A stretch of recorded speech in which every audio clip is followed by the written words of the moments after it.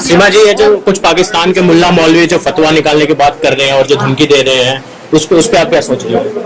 वो सटिया गए हैं, पागल हो गए हैं। जैसे मुझे हिंदू सुन के उनके दिमाग ठिकाने से हिल गए हैं। उनको यही कहूंगी, भैया होश कर ले, कुछ भी नहीं होने वाला। अब मैं हिंदू हूँ, हिंदू ही रहूंगी। जो अपने पति की नहीं हुई वो सचिन की हो जाएगी। जो 4 बच्चे होने के बावजूद भी मोहब्बत की भूखी, पता नहीं कौन सी इसकी प्यास है जो बुझने को तैयार नहीं है, फिर भारत आ गई और कह रही है कि मुझे मोहब्बत नहीं मिली, तो वो लगता है सचिन की हो जाएगी। अच्छा, आपने नमाज पढ़ी कभी? हाँ, रमजान में पढ़ी थी। रमजान में पढ़ी थी, वैसे ना पढ़ी जैसे नॉर्मल दिनों में पढ़ते? नॉर्मल नहीं पढ़ते रमजान में। अच्छा, अगर आपसे बात करिए थोड़ी सी इस्लाम धर्म के बारे में, तो आप बता पाएंगे सूरह फातिहा सूरत सुना देंगे क्या आप? सॉरी सर, अभी नहीं सना नहीं। बिस्मिल्लाहिर्रहमानिर्रहीम। अस्सलाम वालेकुम मेरे प्यारे दोस्तों, मैं शौमिया इंडिया से फिर से आई हूँ सेम टाइम पे नई वीडियो के साथ। सीमा हैदर नाम की एक पाकिस्तानी औरत है जो अपना देश को छोड़ के इंडिया आई है। मतलब अपने देश में अपना परिवार है, शौहर है, अपने बच्चे भी है, लेकिन सबको छोड़ के इंडिया आके उन्होंने फिर से शादी की, फिर से घर बसाया इंडिया में। और वो चाहती है कि वो इंडिया में ही रहे, वो पाकिस्तान लौट के नहीं जाना चाहती और ख़ुद को वो एक मुसलमान बता रही है। लेकिन जब उनसे पूछा गया है कि नमाज के बारे में, तो उन्होंने उल्टा सीधा जवाब दिया है।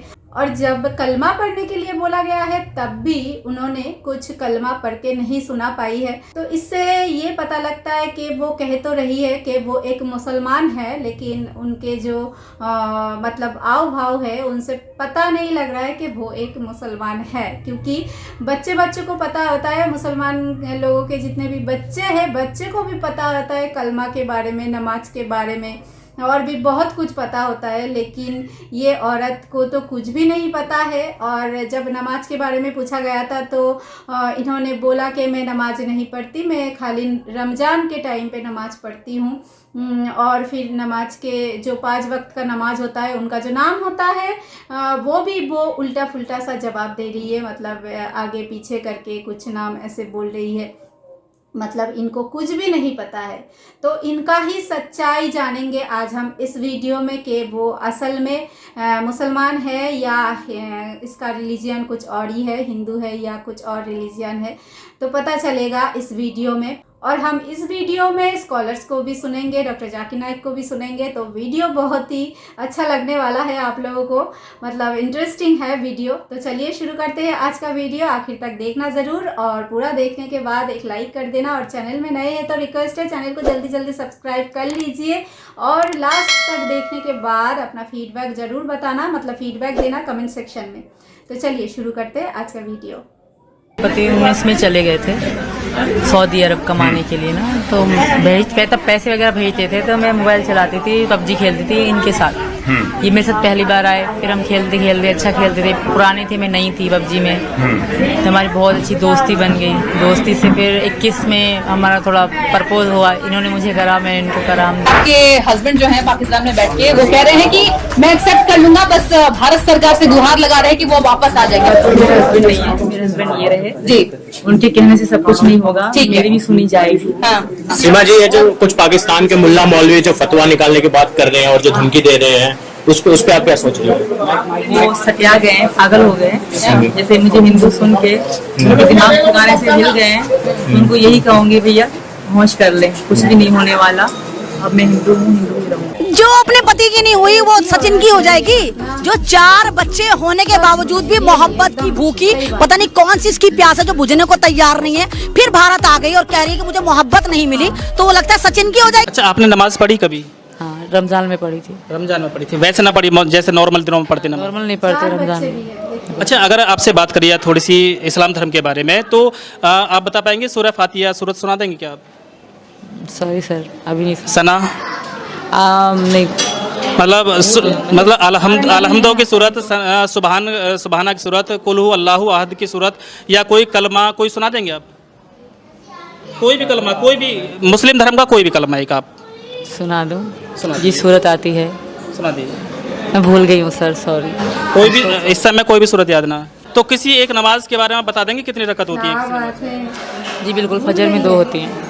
फजर में 4 होती हैं, 2 सुन्नत 2 फर्ज। सुन्नत की नहीं, मैं फ़र्ज़ की बता रही हूँ। अच्छा, जौहर में कितनी होती हैं? जोहर में 4। 4 सुन्नत 4 फर्ज 2 सुन्नत 2 नफिल 12 होती हैं। आप लोग पढ़ते हो, हम नमाज़ें 5 जानते हैं थे। अच्छा 5 नमाज होती हैं 7 होती हैं। 5 होती हैं, फजर, ये मगरिब, फजर के बाद कौन सी आती है?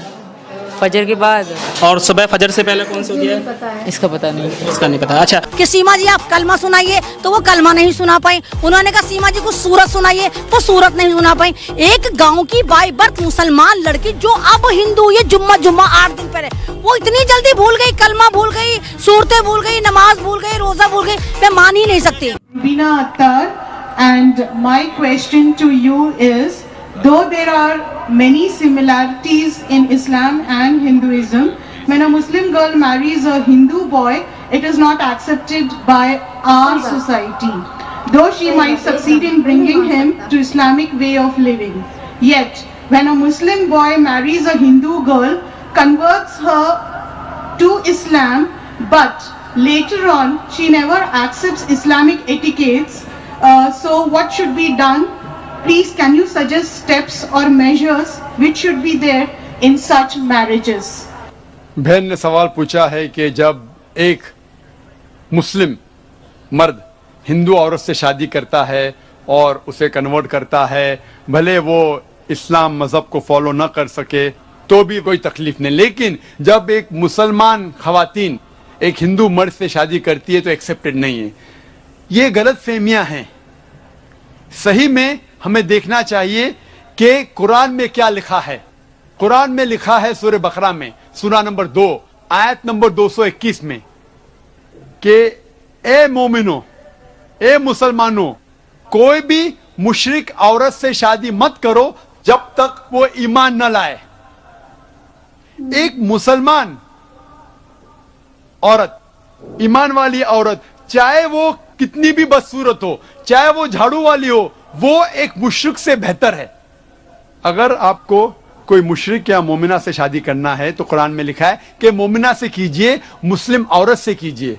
अगर मुशरिक है तो जब तक वो ईमान न लाए उससे शादी करना हराम है, क्योंकि एक मोमिन औरत भले वो झाड़ू वाली है, कितनी भी बदसूरत हो, लेकिन अगर एक मुशरिका है, चाहे वो सबसे खूबसूरत औरत हो दुनिया में, सबसे मालदार हो, एक मोमिन जिसके पास ईमान है वो उस मुशरिका से बेहतर है। उसके आगे लिखा है कि मोमिन औरत, एक मुस्लिम औरत कोई मुशरिक मर्द से शादी नहीं करना चाहिए तब तक जब तक वो ईमान ना लेके आए। एक मोमिन मर्द भले वो झाड़ू वाला हो, बदसूरत हो, लेकिन एक मुशरिक मर्द से बेहतर है। इस्लाम में ना कोई मुस्लिम औरत या मर्द कोई भी मुशरिक से, कोई भी गैर मुस्लिम से शादी नहीं कर सकते जब तक वो ईमान न लेके आए। तो दोनों केस में irrespective whether the Muslim is a girl और a boy, when they marry the opposite partner should become a Muslim. इसकी वजह यह है, मिसाल के तौर पे जब गाड़ी चलती है, अगर गाड़ी का एक पहिया साइकिल का है और एक पहिया ट्रक का है तो गाड़ी चल ही नहीं सकती। इसीलिए हम मुसलमान मानते हैं कि हमारे आखिरत के लिए हमें अल्लाह पे ईमान लाना चाहिए और शिर्क नहीं करना चाहिए, और जो हिदायत इस कुरान में दी गई है उसके ऊपर अमल करना चाहिए। अगर मेरा लाइफ पार्टनर, अगर मेरी अर्धांगिनी, अर्धांगिनी बोलते बेटर हाफ को, बेटर हाफ, अगर मेरा बेटर हाफ जहन्नम में जाएगा तो कैसा शौहर हूं मैं? If I love my wife I would like my wife to go to जन्नह। हम जब कहते हिंदी में अर्धांगिनी, बेटर हाफ इन इंग्लिश, पत्नी, बीवी, हम ये चाहेंगे कि जिससे हम प्यार करते हैं वो भी जन्नत में जाए। तो इसीलिए हमें पहले ये देखना चाहिए कि जिससे हम शादी करते, चाहे वो लड़की या लड़का हो, मर्द या औरत हो, पहले हमें यह जानना चाहिए कि उसके उसूल इस दुनिया में जीने के इस आखिरी किताब कुरान मजीद के मुताबिक है, फिर ही हम उससे शादी कर सकते और हम आखिरत में सफलता पा सकते। Hope the answer the question.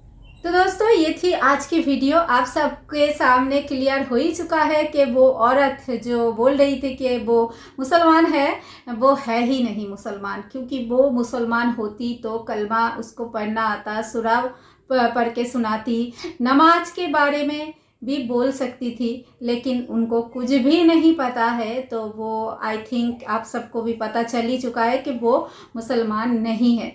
और डॉक्टर जाकिर नाइक ने भी अच्छे से समझाया है, अच्छा लेक्चर दिया है, तो बहुत ही नॉलेजेबल है। उनका बात सुन के आप सबको कैसा लगा, मतलब डॉक्टर जाकिर नाइक जो बोल रहे थे वो बात से आप लोग कितना सहमत है? और ये जो लेडी खुद को मुसलमान बोल रही है, वो पाकिस्तान छोड़ के इंडिया आके अपना घर बसाया है, इनके बारे में आप लोगों का राय क्या है वो कमेंट सेक्शन में ज़रूर बताना। तो आज के लिए इतना ही, फिर मिलते हैं किसी दूसरे वीडियो पे। तब तक के लिए मैं शौमिया, मुझे दीजिए इजाज़त, और जो जहाँ पर है अपना ख्याल रखना। अल्लाह हाफिज़।